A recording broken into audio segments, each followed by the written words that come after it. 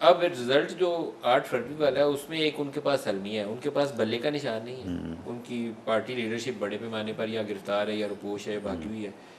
Campaign पे बंदा उनका निकले, पुलिस को पता चल जाए, पुलिस वाले छापा मार के उठा के ले जाते हैं। तो उनका वोटर 8 को नहीं निकल सकेगा। ये थोड़ी अनफॉर्चुनेट सी सिचुएशन है।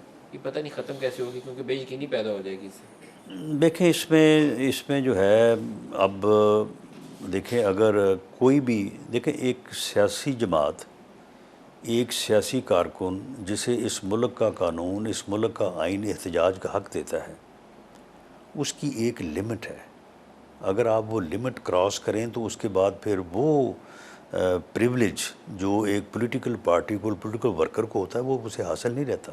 एक मुजरम को, एक सियासी कारकुन को जो एहतजाज का तहफ़्फ़ुज़ हासिल है, वो उसे नहीं दिया जा सकता।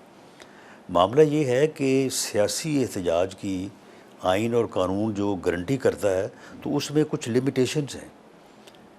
अगर कोई आदमी जो है वो हथियार उठा के रियासत पे चढ़ दौड़े और उसके बाद कहे कि जी मैं सियासी कारकुन हूँ, तो मुझे एहतजाज की वही जो है वो तहफ़्फ़ुज़ दिया जाए जो कि आइन और कानून में है, तो वो उसे हासिल नहीं हो सकता। राना साहब, वो 4-5 पीटीआई हज़ार ने बंदा होगा जिसको पीटीआई सजा ने मिलनी चाहिए ना, नहीं अभी तो सबको सजा नहीं, मिल रही सुन है। लेना, पीटीआई ने 9 मई को जो किया है, वो किसी के कहने पे तो नहीं किया, या हमारे कहने पे तो नहीं किया।